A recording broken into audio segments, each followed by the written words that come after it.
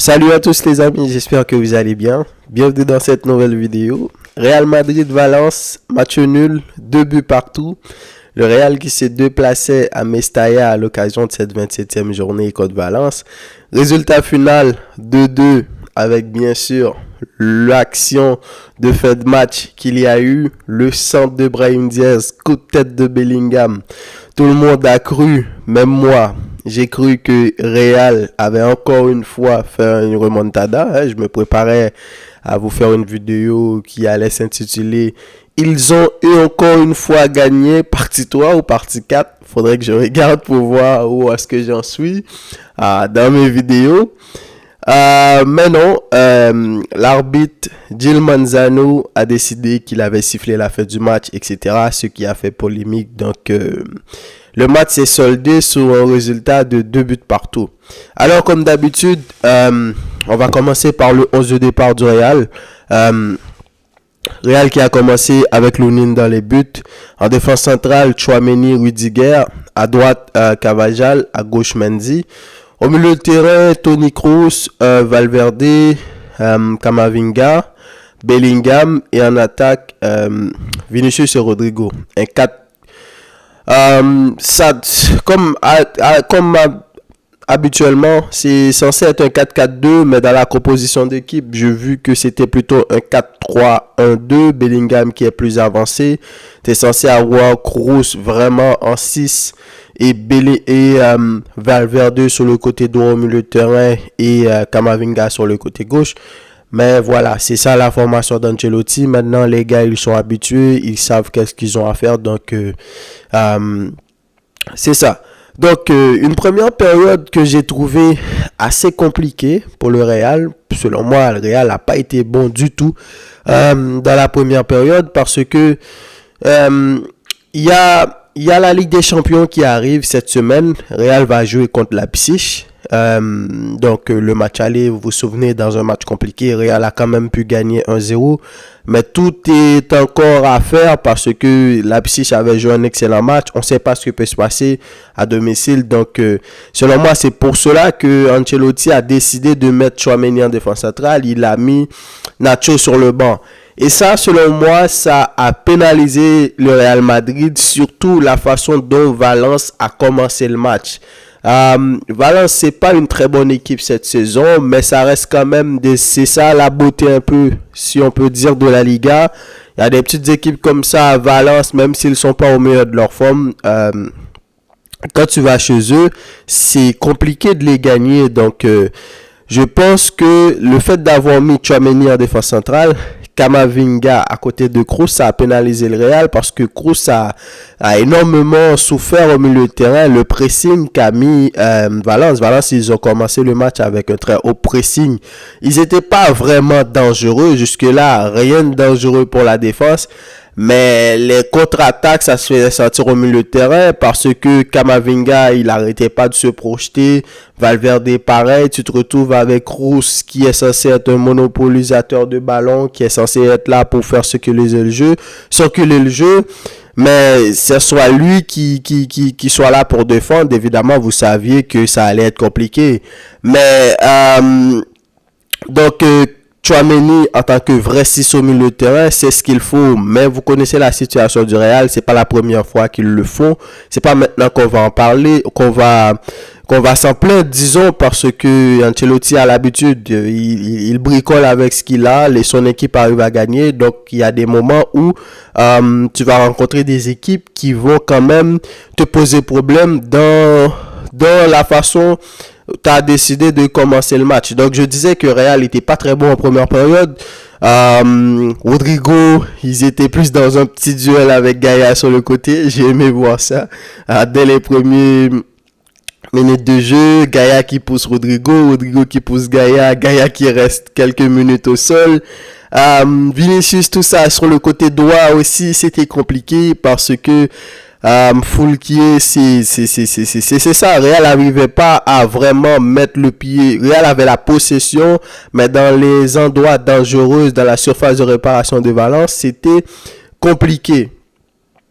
Alors, Real a encaissé un but sur une contre-attaque de Valence, récupération du Real dans leur surface de réparation, une très belle séquence de jeu qui te fait penser que le Real va ressortir en beauté avec la balle, mais c'était sans compter sur une mauvaise passe de Valverde. Valence qui récupère le ballon, une passe faite sur le côté droit. Vinicius qui semblait avoir récupéré le ballon en premier lieu, mais il s'est entremêlé les persos. Ensuite, je ne me rappelle pas si c'est Foulquier qui a fait un centre. C'est ça, ce but-là m'a fait rire parce que je me suis dit, quand c'est le moment où tu dois encaisser, peu importe ce que tu fais, ça va rentrer dedans parce que le centre sur le côté droit, l'attaquant qui reçoit le ballon, lui, il allait clairement tirer au deuxième poteau. Mais son tir raté a servi de centre et Hugo Duro qui a mis la tête dans le but. Hugo Duro qui, je le rappelle, cette fois-ci a été clinique parce que c'était la première vraie occasion de Valence et il a mis la tête, c'était but. Parce que le match aller, je me souviens, Hugo Duro, il a quand même marqué au match aller, mais c'était sans compter. Il a fallu au moins 4 ou 5 actions. Avant ça, il avait raté au moins 2-3 actions franches contre le Real où il aurait pu marquer. Ensuite, encore une fois, Valence a continué à mettre la pression sur le Real. Une mauvaise passe de Carvajal, récupération de l'attaquant, dribble sur Lonin, il a marqué à 2-0. Là, je me suis dit, bon, ça va être compliqué, mais ça reste quand même le Real Madrid. Ils ont cette habitude-là à sortir des victoires venues de nulle part parce que, comme je vous l'ai dit, pour moi, Real était en difficulté en première période. Real avait la possession, mais c'était pas une possession dangereuse. Real, la plupart de leurs ballons restaient plus dans leur moitié de terrain, des centres à gauche et à droite. Quand tu n'arrives pas à trouver un Rodrigo et un Vinicius qui soient capables de cavaler de gauche à droite, ça te met en difficulté. Et compte tenu du fait aussi que Bellingham, c'était son retour, il n'a pas fait un mauvais match, mais disons que le bloc, le rideau défensif de Valence l'a vraiment empêché de faire ce qu'il pouvait faire. Donc, en fin de première mi-temps, Real a marqué un but de Vinicius sur une carte dans un genre de cafouillage dans la surface de réparation, un centre de Carvajal. Donc, ce but-là, je me pose des questions aussi parce que la VAR a cette habitude-là de nous tracer des lignes bien claires pour te dire, voilà, c'est quoi qui est hors-jeu, c'est quoi qui est pas hors-jeu. Même si ce genre d'hors-jeu-là, je les aime pas parce que parfois, tu vois que le gars, il est très bien aligné avec le défenseur. Puis après, on te prend une mèche de cheveux ou une petite trace de soulier et là, on te dit que c'est hors-jeu. Ça c'est genre de hors-jeu-là, c'est compliqué. Mais Real qui marque en fin de première mi-temps, on connaît tous ce scénario. Real va revenir au score. En deuxième mi-temps, Real a un petit peu mieux joué. Real avait plus la possession encore une fois, mais une possession beaucoup plus équilibrée que celle de la première période. Même si Valence est resté, contrairement à la première mi-temps, Valence a reculé d'un cran. Ils sont pas allés au pressing comme ils l'avaient fait en première mi-temps. Donc, Real a pu égaliser sur une tête de Vinicius, 2 buts partout. Vinicius qui, quand même, selon moi, a fait un bon match parce que faut voir le contexte du match. La dernière fois que Vinicius est venu dans ce stade-là, non seulement il s'était fait insulter de singe, etc., il a aussi pris un carton rouge, donc c'était compliqué. Et c'est d'ailleurs la plupart du temps, c'est le même scénario. Quand le Real se déplace sur un terrain compliqué, que ce soit Bilbao, Atlético ou tous les autres terrains, Vinicius s'est fait tout le temps insulter, ça c'est sûr. Est-ce que c'est parce que les gens qui le font, ils sont racistes ou c'est parce que ils savent c'est qui Vinicius, donc ils vont essayer d'aller taper là où ça fait mal parce que c'est ça aussi. Le 12e homme, c'est le public. Et le public, je suis désolé, mais ils sont pas vraiment là pour être respectueux. Il y a beaucoup de gens qui le sont, mais la plupart du public, ils sont pas vraiment là pour être respectueux. Pour être respectueux, ils sont là pour insulter les autres joueurs. Et si vous inquiétez pas que le truc qu'ils sentent qui va énerver l'autre, c'est ce qu'ils vont dire. Donc, pour ce match-là, j'ai trouvé que c'est le genre de Vinicius qu'il faut dans ce genre de match-là. Il était pas vraiment là à insulter les publics. Oui, il y a eu quelques petites actions où il chialait avec l'arbitre, mais ça, c'est Vinicius, on le connaît. Mais c'était un match compliqué. Il n'arrivait pas à vraiment dribbler, à vraiment rentrer dans la surface de réparation. Il y avait quelques petites actions, des petites séquences qu'il fait avec Bellingham, ce que j'adore et c'est très dangereux. Les petites passes extérieures du pied là qui ramènent Bellingham dans la surface. Bellingham qui se projette toujours derrière lui pour recevoir ces ballons-là.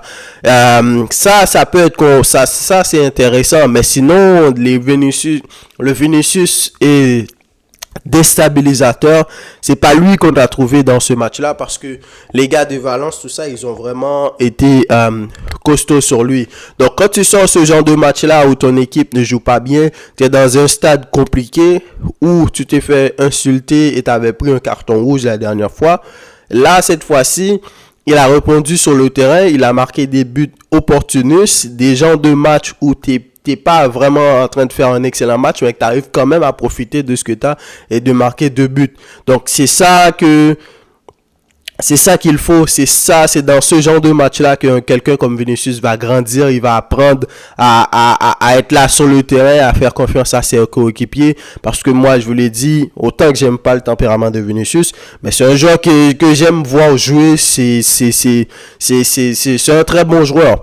Donc, bravo à lui. Ça a été la revanche pour lui sur le terrain. Il a marqué 2 buts. Et il y a même la célébration qu'il a fait, etc. C'est comme ça qu'on défend sa cause, donc, selon moi. Bellingham, qui aussi a trouvé une action, une passe. Je ne me rappelle pas si c'est une de ses passes de Vinicius. Il a trouvé dans la surface. Il a fait un crochet. Et il a tiré. Très bon jeu de pied du gardien. Le gardien de Valence qui a sorti le ballon. Lunin aussi qui a fait un bon match parce que il y a des occasions de Valence, c'est lui qui a fait les arrêts. Lunin qui continue de plus en plus à prouver qu'il mérite bien sa place parce que oui, il y a une action où tu sens que l'attaquant il a tiré directement sur lui, mais la question n'est pas là. Quand ça arrive souvent que dans des matchs importants, des buts, si il encaisse ces buts-là, son équipe peut être en difficulté et il arrive à te sortir des parades à tout le temps. Donc ça, même si tu peux dire que c'est une maladresse de l'attaquant, il aurait dû tirer par-ci, il aurait dû tirer par-là, mais c'est sa présence, c'est la confiance qu'il installe dans son équipe, parce que lui, c'est le dernier rempart. S'il arrive à faire son boulot, ça peut remettre en confiance son équipe, et ce Real-là, c'est ce genre de truc-là qu'il leur faut. Alors, bravo à Lunin, j'ai hâte de voir pour la saison prochaine qu'est-ce qui va se passer avec le retour de Courtois, bien sûr. On sait que ça sera lui le titulaire, mais voilà, est-ce qu'il va décider de rester au Real ou il va partir? Parce que selon moi, c'est un gardien qui a un énorme talent, il est jeune et il a l'avenir devant lui. Donc cette saison-là, la saison qu'il fait, je pense qu'il y a beaucoup de clubs en Europe qui vont vraiment essayer d'aller l'acheter. Donc ça va être compliqué pour le Real de le garder, surtout s'il n'est pas titulaire.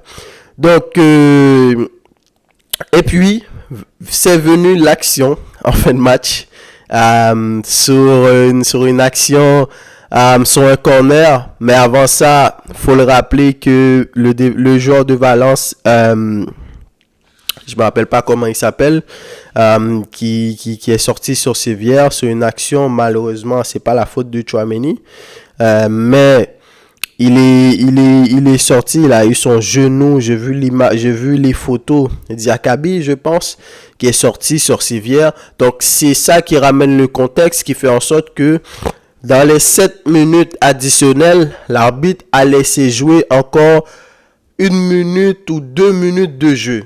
Donc Real a fait un corner, coup de tête défensif des gars de Valence, la balle passe, Real récupère tout de suite le ballon, avec Brahim Diaz sur le côté qui fait un centre, Bellingham qui fait la tête et c'est but. À ce moment-là, tout le monde croyait, moi aussi, je croyais que c'était but du Real, mais l'arbitre a décidé qu'il avait sifflé.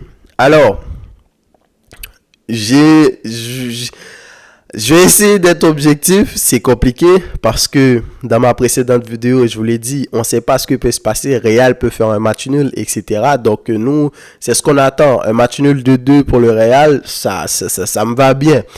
Mais c'est que le problème qui se passe, c'est que c'est pas que l'arbitre ait sifflé la fin du match. L'arbitre, il a le droit, c'est lui qui décide.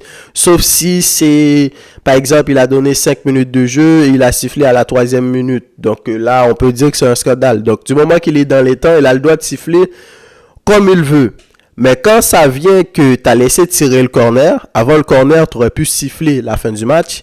Après la tête défensive de Valence, avant que la balle arrive dans la surface, même si le Real a récupéré le ballon très vite, c'est allé très très très vite aussi. Le pauvre Gilles Manzano, il a rien compris. Il a peut-être voulu laisser 1 ou 2 secondes, mais 1 ou 2 secondes, c'est ce qu'il faut au Real Madrid pour marquer un but. On dirait qu'il n'est pas habitué à cette équipe du Real là. Donc, dès qu'il y a eu la tête défensive, là tu siffles la fin du match, tu t'en fous. Mais là, le gars va centrer et coup de tête, c'est le but. Donc là, moi, je comprends les gars du Real. Je comprends. Quand ça vient de mon côté, moi, je chiale. Et quand c'est de leur côté, bien sûr, moi, je comprends. C'est ça aussi, l'arbitrage en Liga, c'est compliqué. Et je dois vous le rappeler aussi, en première mi-temps, c'était peut-être pas aussi dangereux que cette action du Real, mais Valence avait une occasion où ils contre-attaquaient, ils étaient presque dans la surface du Real et l'arbitre a décidé de terminer la première mi-temps. Donc voilà, je sais pas ce qui va se passer et ça t'amène cette fin de match-là qui fait en sorte que Bellingham, il a perdu son sang-froid et c'est compréhensible. S'il a perdu son sang-froid, il a peut-être dit des choses à l'arbitre et j'ai vu ce qu'il a dit. Donc ça c'est assez normal et l'arbitre, encore une fois, il peut pas se laisser faire parce que il a déjà sifflé, il a pris la décision, c'est lui qui décide, que l'on le veuille ou non, c'est lui qui décide.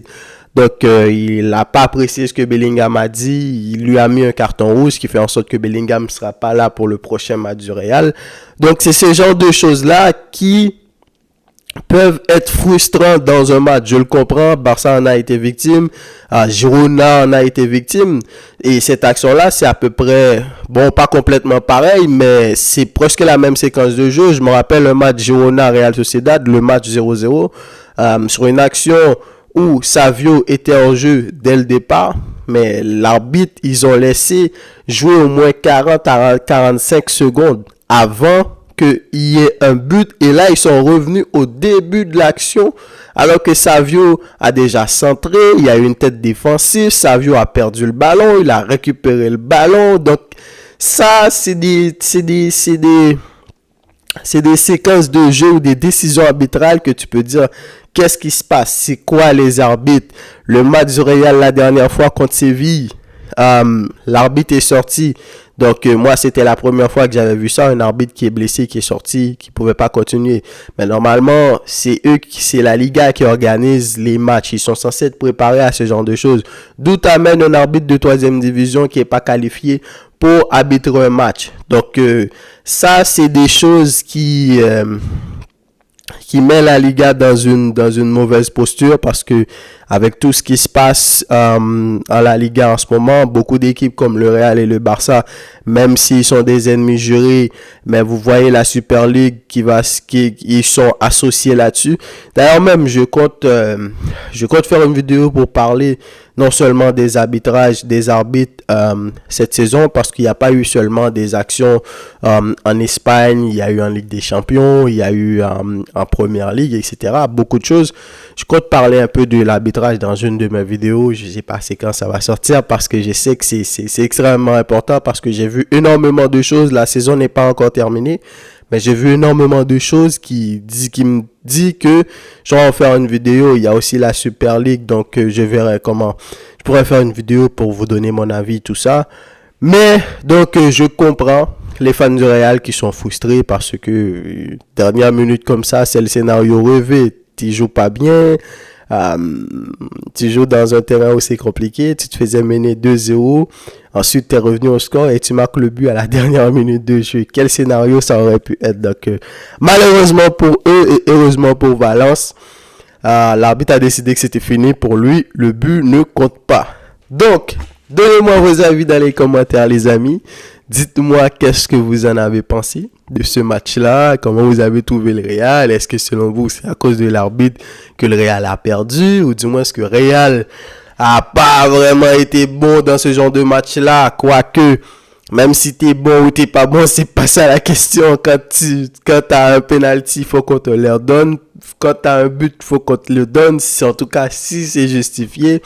Donc, dites-moi tout ça et je vous lirai dans les commentaires et je vous dis à cet après-midi pour le débrief du Barça et de l'Athletic Bilbao. Salut.